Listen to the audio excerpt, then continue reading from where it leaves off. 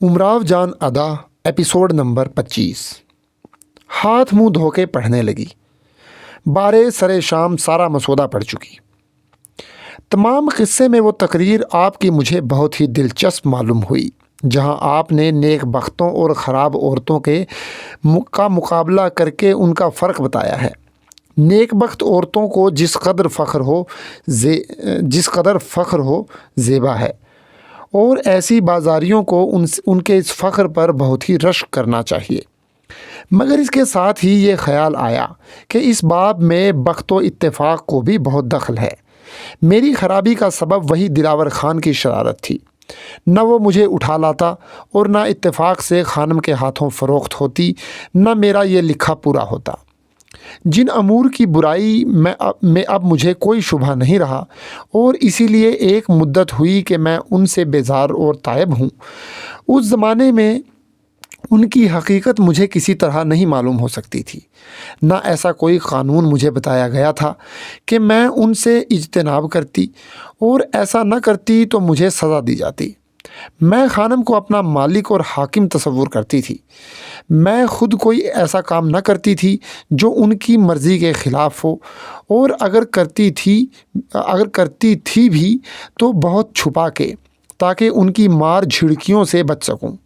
اگرچہ خانم نے مجھے زندگی بھر پھول کی چھڑی بھی نہیں چھوائی، مگر خوف غالب تھا۔ جن لوگوں میں نے پرورش پائی تھی، جو ان کا طریقہ تھا وہی میرا بھی تھا۔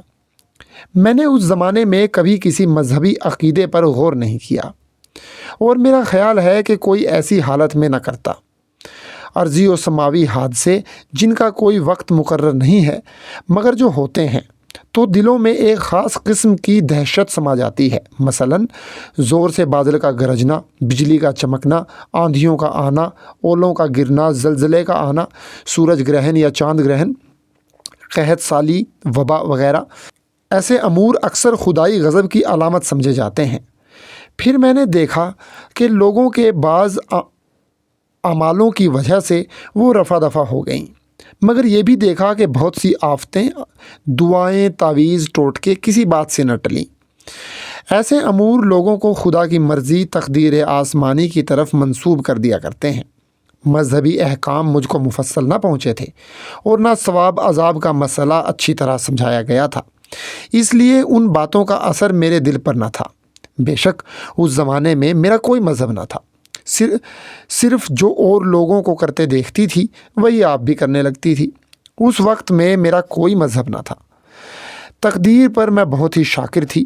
جو کام میں کاہلی سے نہ کر سکتی تھی یا میری بیوقوفی سے بگڑ جاتا، اس کو تقدیر کے حوالے کر دیتی۔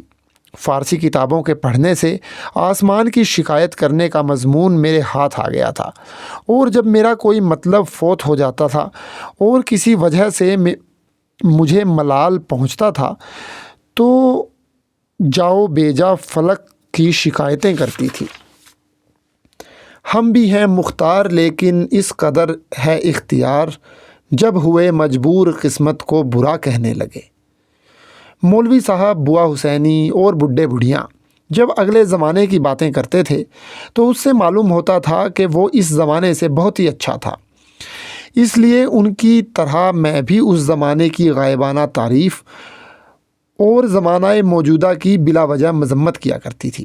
میں کم بخت اس بات کو نہ سمجھتی تھی کہ بڈھے بڑھیاں جو اگلے وقتوں کی تعریف کرتے ہیں، اس کا سبب یہ ہے کہ اپنی اپنی جوانی کے دن سب کو بھلے معلوم ہوتے ہیں، اس لیے دنیا بھی بھلی معلوم ہوتی ہے۔ خود زندہ جہان زندہ، خود مردہ جہان مردہ۔ سن رسیدہ لوگوں کی دیکھا دیکھی جوانوں نے بھی انہی کا وتیرہ اختیار کر لیا ہے، اور چونکہ یہ غلط فہمی مدت سے چلی آتی ہے، اس لیے اب عموماً سب کو اس کی عادت سی ہو گئی ہے۔ جوان ہونے کے بعد میں عیش و آرام میں پڑ گئی تھی۔ اس زمانے میں گا بجا کر مردوں کو رجھانا میرا خاص پیشہ تھا۔ اس میں بمقابلہ اور ساتھ والیوں کے جس قدر کامیابی یا ناکامیابی مجھ کو ہوتی تھی، وہی میری خوشی یا رنج کا اندازہ تھا۔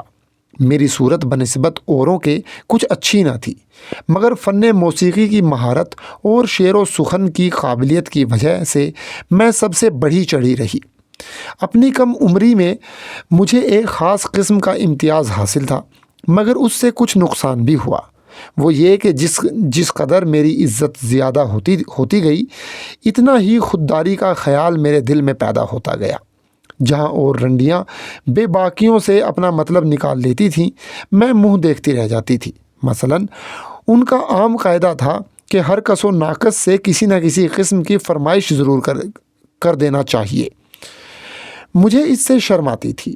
یہ خیال آتا تھا کہ ایسا نہ ہو انکار کر دے تو خفت ہوگی، اور نہ ہر شخص سے میں بہت جلدی بے تکلف ہو جاتی تھی۔ میری اور ساتھ والیوں کے پاس جب کوئی آ کے بیٹھتا تھا تو ان کو سب سے زیادہ فکر اس کی ہوتی تھی کہ کہاں تک دے سکتا ہے اور ہم کہاں تک اس سے لے سکتے ہیں۔ میرا بہت سا وقت اس شخص کی ذاتی لیاقت، حسن اخلاقی کا اندازہ کرنے میں صرف ہو جاتا تھا۔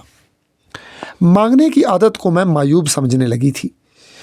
اس کے علاوہ اور باتیں بھی مجھ میں رنڈی پنے کی نہ تھیں، اس لیے میری ساتھ والیوں میں سے کوئی مجھے ناک چوٹی گرفتار، کوئی خفقانی، کوئی دیوانی سمجھتی تھی، مگر میں نے اپنی کسی کی نہ سنی۔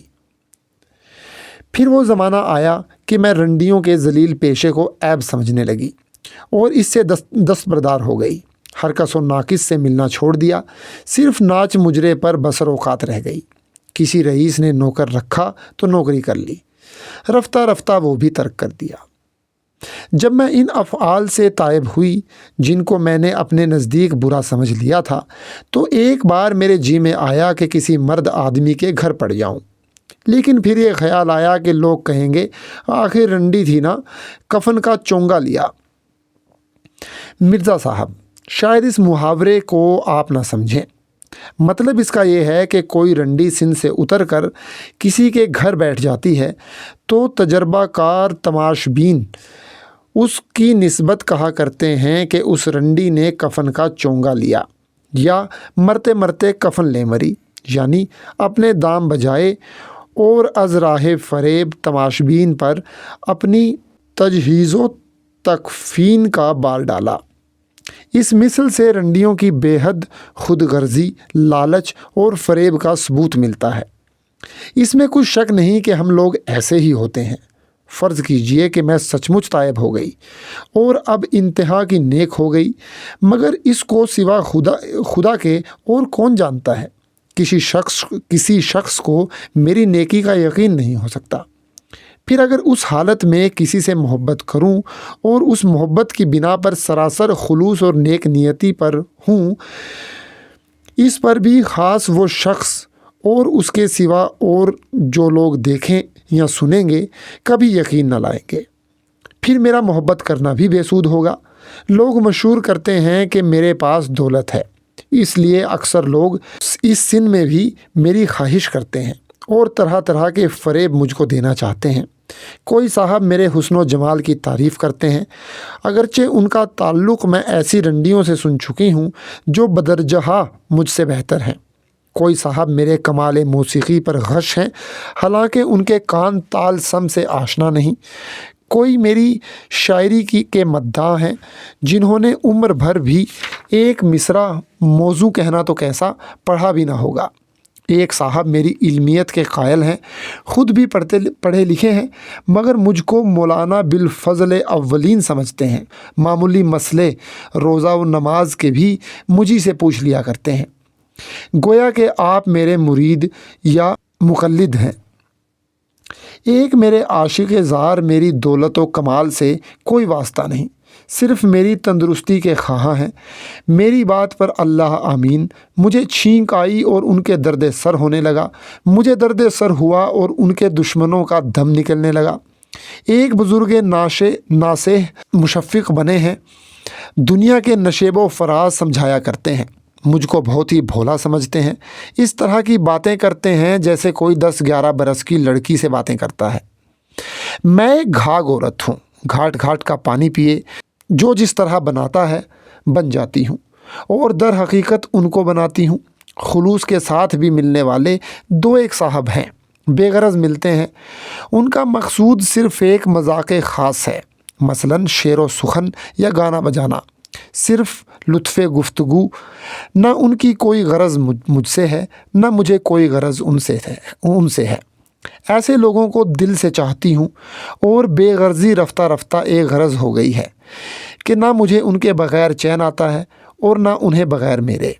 مگر ان لوگوں میں سے کوئی میرے گھر میں بیٹھانے کا امیدوار نہیں ہے۔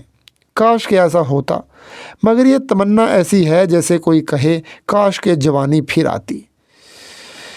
اس میں کوئی شک نہیں کہ عورت کی زندگی جوانی تک ہے۔ اگر جوانی کے ساتھ ہی زندگی بھی ختم ہو جایا کرتی تو کیا خوب ہوتا، مگر ایسا نہیں ہوتا۔ یوں تو بڑھاپا ہر ایک کے لیے برا ہے، خصوصاً عورت کے لیے، خصوصاً رنڈی کے لیے۔ بڑھاپا دوزخ کا نمونہ ہے۔ بڑھیا فقیرنیاں جو لکھنؤ کے گلی کوچوں میں پڑی پھرتی ہیں، اگر غور کیجیے گا تو ان میں سے اکثر رنڈیاں تھیں۔ رنڈیاں بھی کون سی؟ جو کبھی زمین پر پیر نہ رکھتی تھیں، قیامت برپا رکھتی تھیں۔ ہزاروں بھرے پورے گھر تباہ کر دیے، سینکڑوں جوانوں کی بے گناہ قتل کیا، سینکڑوں جوانوں کو بے گناہ قتل کیا۔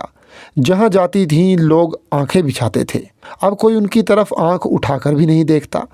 پہلے جہاں بیٹھ جاتی تھیں لوگ باغ باغ ہو جاتے تھے، اب کوئی کھڑے ہونے کا بھی روادار نہیں۔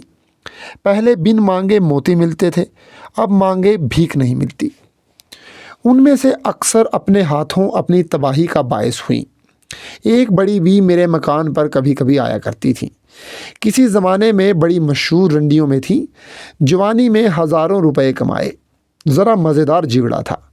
جب سن سے اتریں وہی کمائی یاروں کو کھلانا شروع کی۔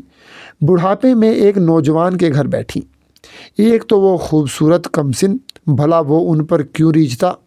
پہلے تو بیوی ذرا بگڑی، مگر جب میاں نے اصل مطلب سمجھا دیا خاموش ہو رہیں۔ ان کی خاطریں ہونے لگی۔ جب تک مال رہا خوب میاں بیوی دونوں نے پھسلا کے کھایا، آخر کھک ہو گئیں۔ اب کون پوچھتا، نکال باہر کیا، گلیوں میں ٹھوکریں کھاتی پھرتی ہیں۔ بعض بیوقوف رنڈیوں نے کسی کی لڑکی کو لے کے پالا، اس سے دل لگایا۔ اس حماقت میں میں بھی گرفتار ہو چکی ہوں، مگر جب وہ جوان ہوئی لے کے کسی کے ساتھ نکل گئی، یا اگر رہی تو کل مال رفتہ رفتہ اپنے قبضے میں کیا۔ ان کو گھر کا انتظامیہ یا ماما گیری کرنے کو رکھ لیا۔ آبادی نے یہی جل دیا ہوتا، مگر وہ اس کے کرتوت پہلے ہی کھل گئے، نہیں تو مجھے لوٹ ہی لے جاتی۔ مرد کیا اور عورت کیا، رنڈی کی قوم میں بدکاروں کی زندگی کا اصول ہی ایسا بگڑا ہوا ہے کہ ایک دوسرے میں محبت نہیں ہو سکتی تھی۔ نہ کوئی سمجھدار مرد ہی ان کو دل دے سکتا ہے، کیونکہ سب جانتے ہیں کہ رنڈی کسی کی نہیں ہوتی، اور نہ عورت ہی ایسی محبت کر سکتی ہے۔ نوچیاں اپنے دل میں یہ سمجھتی ہیں کہ کماتے ہم ہیں، ان کو کیوں دیں۔ اگلے قدردان مرد زوال حسن کے بعد کنارہ کرتے ہیں۔ یہ ان کی عادت ہوتی ہے کہ لوگ جھوٹی خوشامد کریں، بھلا ان کی کوئی خوشامد کیوں کرنے لگا۔ غرض کے مرد ان سے کنارہ کش اور یہ مردوں سے شاکی رہتی ہیں۔